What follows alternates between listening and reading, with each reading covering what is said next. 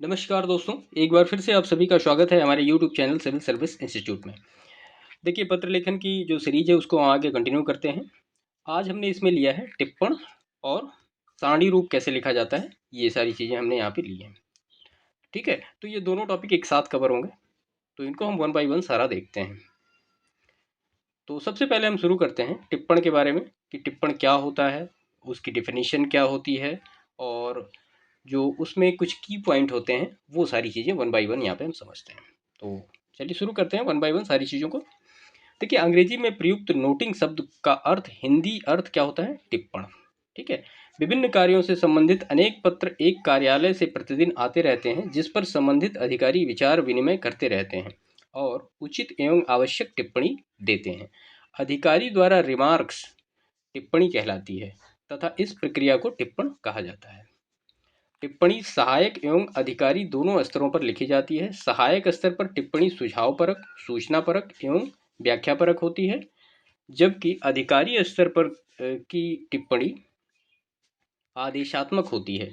Doctor Om Prakash Singhal के शब्दों में, पत्र आदि के निपटाने के लिए समय समय पर जो अभिव्यक्तियां यानी रिमार्क्स लिखी जाती हैं उन्हें टिप्पण कहते हैं।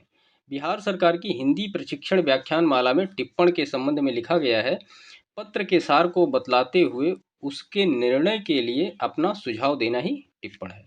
तो ये सारी चीज़ें आप इसको क्लियर रखिएगा कि टिप्पण क्या होती है, डिफिनीशन उसकी सारी। हम आगे देखते हैं। किसी भी विचाराधीन पत्र या आवेदन के निस्तारण को सरल बनाने हेतु जो टिप्पणियां सरकारी कार्यालयों में लिपिकों, सहायकों एवं कार्यालय अधीक्षकों द्वारा लिखी जाती है टिप्पण कहलाती हैं। टिप्पण से संबंधित तीन महत्वपूर्ण तथ्य हैं। वो क्या क्या हैं तथ्य, हम देखते हैं। पहला क्या है? उस पत्र से पूर्व के पत्र आदि का सारांश। दूसरा, निर्णित प्रश्न का विवरण या विश्लेषण। और तीसरा है उस संबंध में कार्यवाही हेतु सुझाव एवं आदेश या उल्लेख। ठीक है, तो ये तीन जो है इसके भाग हैं, पहला, दूसरा और तीसरा। उसके बाद हम देखते हैं, उक्त तीनों तथ्यों के आधार पर लिपिबद्ध टिप्पण का अवलोकन कर सक्षम अधिकारी को निर्णय करने में सहजता होती है। तो ये सारी चीज़ें थी इसमें। अगर हम संक्षेप में देखें तो क्या है? टिप्पण एक प्रक्रिया है। यह एक आलेख को दूसरे आलेख से जोड़ता है। यह एक लिखित अभिव्यक्ति यानी रिमार्क्स है। यह एक विचाराधीन किसी भी प्रकरण से संबंध में दिया गया सुझाव है जो अंतिम निर्णय होता है। तो ये टिप्पण के बारे में सारी डिटेल थी। अब हम इसका उद्देश्य देखते हैं कि टिप्पण का उद्देश्य क्या क्या होता है। उत्तर प्रदेश सरकार की हिंदी निर्देशिका में लिखा है कि टिप्पण का उद्देश्य उन बातों को जिन पर निर्णय करना होता है, साथ ही उन बातों की ओर संकेत करना होता है जिनके आधार पर उक्त निर्णय संभवतः लिया जा सकता है। दूसरा है, टिप्पण के माध्यम से निर्णायक अधिकारी को पत्रादि में उल्लिखित संपूर्ण समस्याओं का भलीभांति ज्ञान हो जाता है। तीसरा है, इसका उद्देश्य विचाराधीन पत्र की सभी बातों को स्पष्ट रूपेण एवं तर्कानुसार प्रस्तुत करना है। चौथा है, इससे क्रियान्वयन हेतु अनेक विकल्पों का बोध हो जाता है। पांचवा है, इसके माध्यम से यह सरलतापूर्वक बताया जा सकता है कि क्रियान्वयन हेतु किस विकल्प का चयन करना चाहिए तथा अन्य को क्यों छोड़ देना चाहिए। छठा है, किन परिस्थितियों एवं विचारों के परिणाम स्वरूप अमुक निर्णय लिया गया टिप्पण से ज्ञात होता है। टिप्पण के आंतरिक एवं बाह्य दो पक्ष होते हैं। टिप्पण से संबंधित कुछ महत्वपूर्ण बातें और उनकी विशेषताएं हम देखते हैं वन बाई वन सारी। टिप्पण यथासंभव संक्षिप्त व सुस्पष्ट होना चाहिए। टिप्पण लेखन में यथासंभव तटस्थता का ध्यान रखना चाहिए। तीसरा है, टिप्पण में यदि किसी विषय का खंडन किया गया है तो वह बहुत ही शिष्ट और संयत भाषा में किया जाना चाहिए। किसी भी स्थिति में व्यक्तिगत आरोप या आक्षेप से सर्वथा बचना चाहिए। चौथा है, टिप्पण सदैव प्रकरण के अनुकूल होना चाहिए। विषयांतर लेखन निषेध है। पांचवा है, टिप्पण मूल पत्र पर नहीं लिखा जाना चाहिए, उसके लिए किसी अन्य कागज का प्रयोग करना चाहिए। छठा है इसका, यदि एक ही विषय से संबंधित कई बातों पर पृथक पृथक आदेश लिए जाने की आवश्यकता हो तो उन सब पर अलग अलग टिप्पणी लिखा जाना आवश्यक होता है। सातवां है, कार्यालय की तरफ से लिखित टिप्पण में उन सभी बातों का सही सही उल्लेख होना चाहिए जो पत्रावली के लिए निस्तारण हेतु आवश्यक हैं। आठवां है, लिखे गए विषय के अनंतर लिपिक या सहायक को नीचे बाईं तरफ हस्ताक्षर करना चाहिए और साथ ही साथ दाईं तरफ का स्थान उक्त अधिकारी के हस्ताक्षर हेतु छोड़ देना चाहिए। 9वां है, जहां तक संभव हो सके एक विषय पर कार्यालय की ओर से एक ही टिप्पण दिया जाना चाहिए। और 10वां इसका पॉइंट है, यदि किसी अधिकारी का किसी विचाराधीन पत्र पर कोई स्पष्ट आदेश हो तो टिप्पण लेखन के समय उस आदेश को यथावत उद्धृत करना चाहिए। 11वां पॉइंट है, पत्रावली के निस्तारण हेतु कार्यालय की तरफ से लिखित टिप्पण में उन सभी बातों या तथ्यों का सही सही उल्लेख होना आवश्यक है। 12वां पॉइंट है, पत्रावली में संलग्न पत्रों के क्रमानुसार ही टिप्पण का क्रम होना चाहिए। और सामान्यतया टिप्पणी लेखन का कार्य 2 स्तर पर किया जाता है, अधिकारी स्तर पर और सहायक स्तर पर। ठीक है, इन दोनों स्तरों पर जो टिप्पणियां लिखी जाती हैं उनमें लिखने के प्रकार में अंतर रहता है। अधिकारी स्तर की टिप्पणियों में क्रम संख्या तथा पत्राचार भाग की पृष्ठ संख्या नहीं रहती है, तो ये आप याद रखिएगा। लेकिन सहायक स्तर की टिप्पणी में इन दोनों बातों का होना आवश्यक है। ठीक है, तो 2 स्तर पे कौन कौन लिखे जाते हैं, एक अधिकारी स्तर पर और एक सहायक स्तर पर। अधिकारी स्तर पे क्या क्या चीजें नहीं होती हैं, एक तो क्रम संख्या और पत्राचार भाग ये नहीं होता है, लेकिन सहायक स्तर पर ये दोनों चीजें होती हैं, तो इनका आप ध्यान रखिएगा। इसके बाद फिर टिप्पणी के मुख्य भेद, तो 3 भेद होते हैं टिप्पणी के, सूक्ष्म टिप्पण और संपूर्ण टिप्पण और अनुभागीय टिप्पण। आइए देखते हैं इनके बारे में डिटेल क्या क्या है। हालांकि कुछ विद्वानों ने उपयुक्त भेदों को और वर्गीकृत करके नेमी, अनौपचारिक, नैत्य, नित्य क्रमिक तथा अनुवर्ती टिप्पण के रूप में विभाजित किया है, जो मुख्य टिप्पण भेदों के उपांग हैं। ठीक है, तो टिप्पण के मुख्य भेद में हम देखते हैं सूक्ष्म टिप्पण क्या होता है। कार्यालय में कुछ पत्र पर अनुभाग अधिकारी बाईं और हाशिए पर निर्देश देता है, ये निर्देश संक्षिप्त होते हैं, उन्हें सूक्ष्म टिप्पण कहा जाता है। ठीक है, सूक्ष्म टिप्पण के सामान्य रूप से अवलोकनार्थ, सम्मति हेतु, स्वीकृति हेतु आदि वाक्य लिखे जाते हैं। अधिकारी भी अवलोकन किया, ठीक है, देख लिया आदि वाक्य लिखकर लौटा देता है। तो सूक्ष्म टिप्पण आपको समझ में आया। अब हम देखते हैं संपूर्ण टिप्पण क्या होता है। किसी भी विषय या मसले के संबंध में किया गया वह टिप्पण कार्य जिससे पूरी स्थिति स्पष्ट हो जाती है उसे संपूर्ण टिप्पण कहा जाता है। प्रायः किसी उलझे हुए विवादग्रस्त विषय के लिए इस प्रकार की टिप्पणी की जाती है। इसके अंतर्गत पत्र की पृष्ठभूमि, पुरानी पत्रावली, नियम, उपनियम, पहले किए गए नियम, तर्क सहित सुझाव, न्यायिक आदेश आदि समाहित किया जाता है। इसके बाद हम देखते हैं टिप्पण और प्रारूपण में अंतर क्या होता है। ठीक है, एक बार ये प्रश्न पूछा गया है पीसीएस में, टिप्पण और प्रारूपण में डिफरेंस क्या होता है। तो टिप्पण देखते क्या है, पत्र के सार को बतलाते हुए उसके निर्णय के लिए अनेक सुझाव देता है। दूसरा, इसका कच्चा रूप जब सक्षम अधिकारी द्वारा अनुमोदित हो जाता है तभी वह अंतिम शुद्ध रूप धारण करता है। और तीसरा है, प्रारूपण का ढांचा निश्चित होता है, इसके नियम भी निश्चित होते हैं, इसका प्रारंभ, मध्य तथा अंत का रूप भी बंधा बंधाया होता है। प्रारूपण में हम देखते हैं क्या क्या है। प्रयुक्त पत्र परिपत्र एवं सूचना आदि का पहला कच्चा रूप तैयार करता है। दूसरा, इसमें न तो कच्चा रूप तैयार होता है और ना ही उसमें संशोधन किया जाता है। तीसरा, टिप्पण का रूप निश्चित नहीं होता क्योंकि टिप्पण लिखने वाले को पहले सोचना पड़ता है तथा इस वाक्य में अनेक तथ्य, आंकड़े, नियम, उपनियम, सुझाव व तर्क आदि एकत्र करने पड़ते हैं। तो ये टिप्पण और प्रारूपण के डिफरेंस हैं, आप इनको नोट कर लीजिएगा, एग्जामिनेशन में पूछा ही जाता है। इसके बाद हम देखते हैं अनुभागीय टिप्पणी। जो टिप्पणी के 3 भेद थे, सूक्ष्म, संपूर्ण और अनुभागीय। कभी कभी ऐसी स्थिति आती है कि एक ही कार्य के लिए अलग अलग अनुभागों एवं विभागों की अनुमति लेनी पड़ती है। इसके लिए संबंधित पत्रावली विभिन्न अनुभागों में टिप्पणी के लिए भेजा जाता है। सभी जगह से टिप्पण प्राप्त हो जाने के बाद कार्य या मांग के अनुसार संपूर्ण टिप्पण तैयार किया जाता है। तो ये टिप्पणी के भाग थे, उसकी कुछ विशेषताएं थी। अब हम देखते हैं टिप्पण के चरण। ठीक है, टिप्पणी या टिप्पणी का मतलब सिंपल होता है कि टिप्पण लिखने की जो विधि होती है उसको हम टिप्पणी कहते हैं। तो टिप्पण के कितने चरण होते हैं? 5। आवती का विषय, कारण, नियम, कार्यालय की स्थिति तथा सुझाव, ये सारे 5 चरण होते हैं। अब 1 बाय 1 हम सारा देख लेते हैं। प्रथम चरण प्रेषक की मांग से संबंधित होता है। द्वितीय चरण कागज तथा तृतीय चरण उसके संबंध में क्या नियम है वह बताया जाता है। चतुर्थ चरण में कार्यालय के कामकाज को देखते हुए उसकी मांग के औचित्य पर प्रकाश डाला जाता है। जबकि अंतिम चरण यानी जिसको हम पंचम चरण कहते हैं, में टिप्पणी प्रस्तुतकर्ता अपना सुझाव देते हुए टिप्पणी अधिकारी के समक्ष अनुमोदन के लिए प्रस्तुत कर देता है। अब देखते हैं टिप्पण तथा संक्षेपण में अंतर। टिप्पण और संक्षेपण में अंतर क्या होता है? तो टिप्पण में अभिव्यक्ति यानी रिमार्क देना अनिवार्य है, क्योंकि टिप्पण देते समय अधिकारी अपना मत भी स्पष्ट करता है, सुझाव भी देता है और आदेश निर्देश भी देता है। दूसरा, टिप्पण में नियम, अधिनियम, अध्यादेश, पूर्व निर्णय आदि का दृष्टांत रूप से अंकित किया जाता है।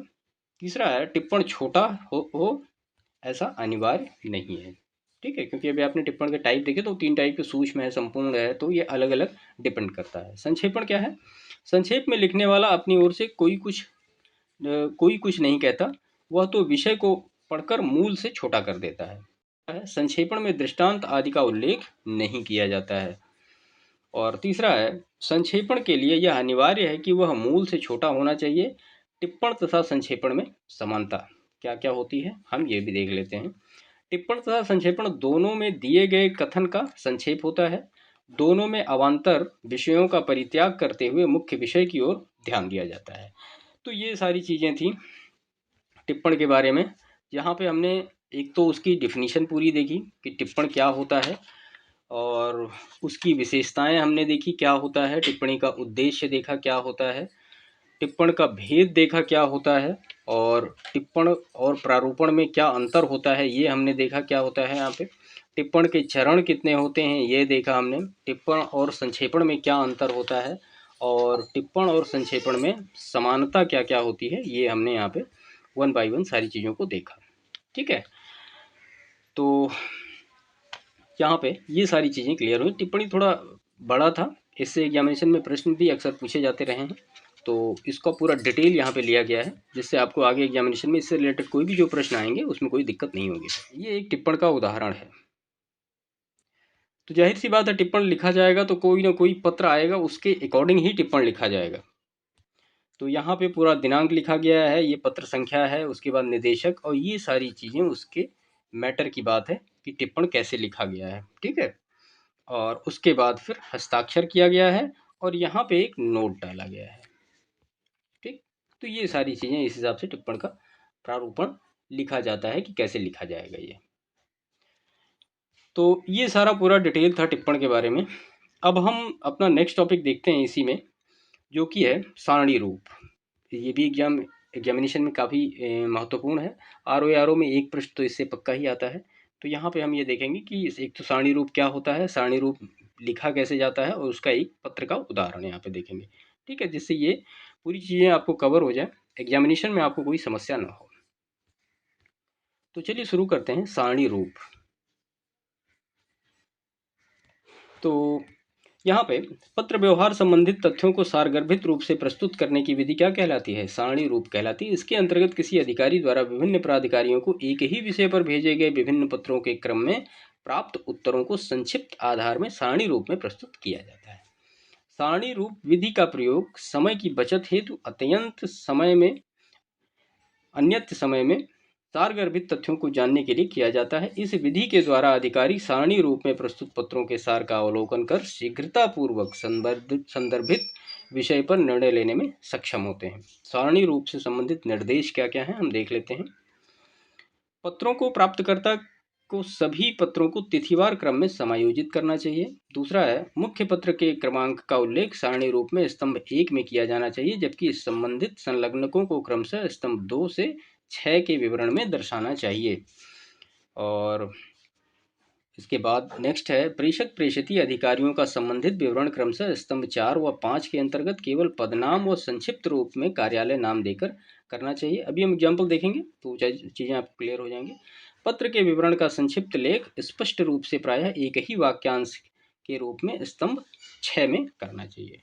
तो ये उसकी कुछ विशेषताएं थी, उसका डिफिनेशन था। अब यहाँ पे हम देखते हैं कि सारणी रूप लिखा कैसे जाता है। देखिए इसका फॉर्मेट क्या होता है, प्रारूप ऐसे होता है। यहाँ पे क्रम संख्या होगी, पत्र संख्या होगी, दिनांक होगा, प्रेषक होगा, प्रेषिती होगा, और विषय तथा आशय होगा। तो ये 6 पॉइंट में इसका किसी भी पत्र का आप एक सारणी रूप लिख सकते हैं सिंपली तरीके से। अब हम इसका एक उदाहरण लेते हैं, उसके बाद उसका सारणी रूप देखेंगे, जिससे चीज़ों को आपको क्लियर होगा। देखिए यहाँ पे उदाहरण लिया गया है, मैं पूरे पत्र को पढ़ता हूँ।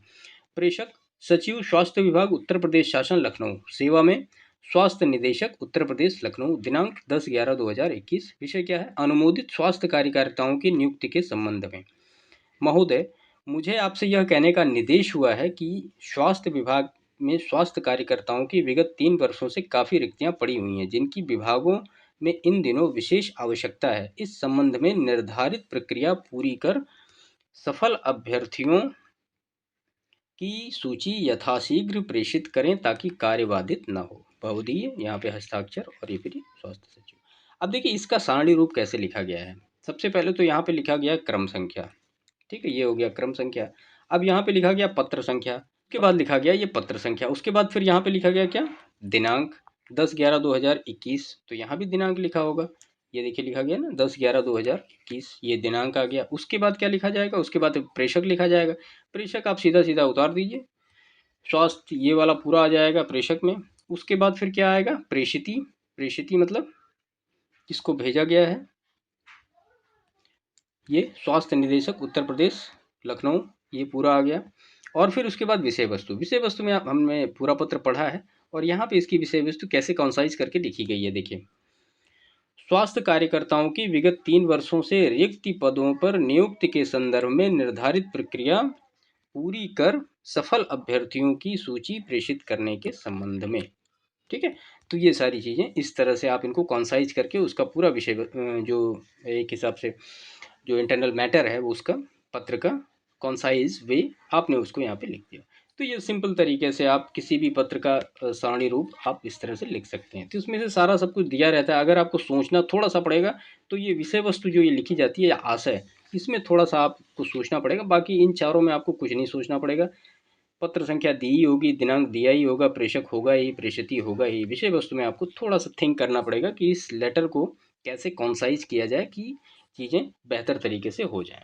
ठीक है, तो ये पूरा डिटेल था इसके बारे में, जिसमें कि सारणी रूप और ये सारा सब कुछ था। ठीक है, तो आई होप ये लेटर राइटिंग का पूरा जो टॉपिक है ये कवर हुआ आप यहाँ पे, जिसमें हमने सारी चीज़ें कवर की 1 बाय 1। अगर हम शुरू से देख लें तो ये जो पहले तो प्रश्न ही लिए हैं सारे, पूरे जो प्रश्न आए हैं आरओ की परीक्षा में और पीसीएस की परीक्षा में।